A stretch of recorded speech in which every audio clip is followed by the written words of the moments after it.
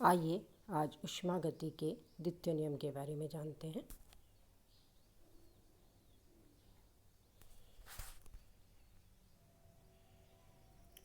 ऊष्मागति का प्रथम नियम मूल रूप से एनर्जी कंजर्वेशन का लॉ है तथा यह कार्य और ऊष्मा की तुल्यता को व्यक्त करता है।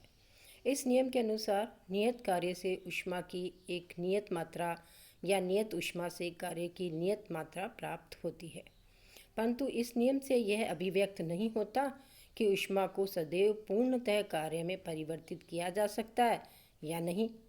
थर्मोडायनेमिक्स के फर्स्ट लॉ से ये पता नहीं चलता है कि ऊष्मा की कितनी मात्रा कार्य में परिवर्तित होगी। इसके अतिरिक्त यह नियम यह भी व्यक्त नहीं करता कि ऊष्मा प्रवाह की दिशा डायरेक्शन क्या होगी। आइए एक एग्जाम्पल से समझते हैं। मानो कि दो निकाय ए और बी जिनका ताप 100 डिग्री और 50 डिग्री पर हैं, वे परस्पर ऊष्मा विनिमय करते हैं। ऊष्मा के प्रथम नियम के अनुसार यदि एक निकाय द्वारा दी गई नेट ऊष्मा दूसरे द्वारा ली गई नेट ऊष्मा के बराबर होती है, परंतु इस नियम से ये ज्ञात नहीं होता कि ए व बी निकाय में से किसके द्वारा ऊष्मा दी गई और किसके द्वारा ली गई। अनुभव के आधार पर हम कह सकते हैं कि उच्च ताप से ऊष्मा का स्थानांतरण निम्न ताप यानी बी निकाय की ओर होता है, परंतु निकाय बी से निकाय ए की ओर नहीं। आइए इसे एक और उदाहरण से समझते हैं। यदि घूर्णन करते हुए एक पहिए को घर्षण के द्वारा रोकें तो इससे ऊष्मा उत्पन्न होती है, परंतु घूर्णन गतिज ऊर्जा ऊष्मीय ऊर्जा में परिवर्तित होती है।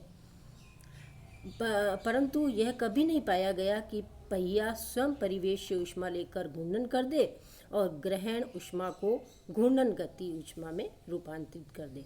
तो हमने क्या देखा, इन दोनों उदाहरणों से क्या स्पष्ट हुआ?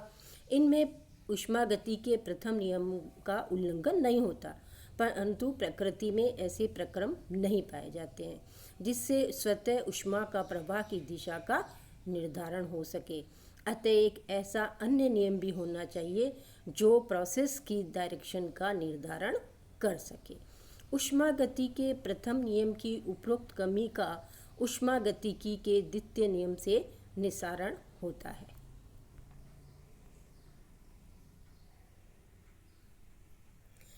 ऊष्मा गति के द्वितीय नियम के अनेक कथन हैं, परंतु इन सब का तात्पर्य समान है। इन कथनों में दो विशेष रूप से महत्वपूर्ण है। प्रथम कथन केल्विन तथा प्लांक का ऊष्मा इंजन के सिद्धांत पर आधारित है और दूसरा क्लासियस का कथन रेफ्रिजरेटर के सिद्धांत पर आधारित है। आइए केल्विन या प्लांक के कथन के बारे में जानें। सेकेंड लॉ ऑफ थर्मोडायनेमिक्स का केल्विन प्लांक का कथन क्या है? यदि कोई भी ऐसा इंजन बनाना संभव नहीं है जो साइक्लिक प्रोसेस में कार्य करते हुए केवल एक स्रोत से ऊष्मा प्राप्त करके उसे पूर्णतः कार्य में परिवर्तित कर सके तथा कार्यकारी पदार्थ अप्रभावित रहे। अन्य रूप से इसका दूसरा फॉर्म है, कार्य की सतत प्राप्ति के लिए ऊष्मा स्रोत के साथ सिंक का होना आवश्यक है। केल्विन का मूल रूप जो है कथन का वो क्या है? किसी निकाय से निरंतर ऊष्मा प्राप्त कर उसके ताप को परिवेश के ताप से कम करके कार्य की सतत प्राप्ति असंभव है। उपरोक्त कथन में कार्नो के इंजन से यह तथ्य से समझाया जा सकता है कि जब कार्नो इंजन में स्रोत और सिंक का ताप बराबर होते हैं तो इंजन की एफिशिएंसी 0 होती है, उससे कार्य प्राप्त करना संभव नहीं होता। स्रोत के द्वारा ली गई ऊष्मा को पूर्ण रूपेण से कार्य में परिवर्तित करने का क्या तात्पर्य है? सिंक को कोई भी ऊष्मा निष्कासित नहीं की जाए। यह अवस्था सिंक का ताप 0 डिग्री केल्विन रखकर प्राप्त की जा सकती है, जो कि असंभव है। इसी प्रकार इंजन में केवल एक ही स्रोत ऊष्मा से कार्य की सतत प्राप्ति भी असंभव है। अतः ऊष्मा सिंक का होना तथा कुछ ऊष्मा सिंक को निष्कासित करना आवश्यक है। आइए चित्र में देखें। ये देखिए, ये पहला जो चित्र है इसमें T1 टेम्परेचर, T2 सिंक का टेम्परेचर और W कार्य हो रहा है, ये प्रोसेस पॉसिबल प्रोसेस है।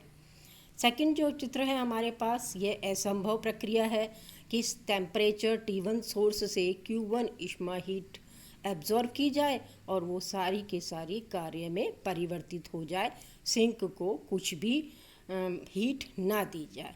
ये इम्पॉसिबल प्रोसेस है। यानी हीट इंजन जो है वो क्या युक्ति है, सोर्स, सिंक, वर्किंग सब्सटेंस और मैकेनिकल अरेंजमेंट का होना जरूरी है। सारी की सारी ऊष्मा सोर्स से प्राप्त करके कार्य में परिवर्तित नहीं की जा सकती है। आइए क्लासियस के कथन के बारे में देखें। क्लासियस का कथन, कोई भी ऐसी युक्ति संभव नहीं है जो साइक्लिक प्रोसेस में कार्य करते हुए बिना किसी बाह्य एजेंसी की सहायता के निम्न ताप पर निकाय से ऊष्मा ग्रहण करके अपेक्षाकृत अधिक ताप वाले किसी अन्य निकाय को ऊष्मा स्थानांतरित कर सके, अर्थात ऊष्मा का स्वतः निम्न ताप वाले निकाय से उच्च ताप वाले निकाय की ओर प्रवाह संभव नहीं है। आइए देखते हैं।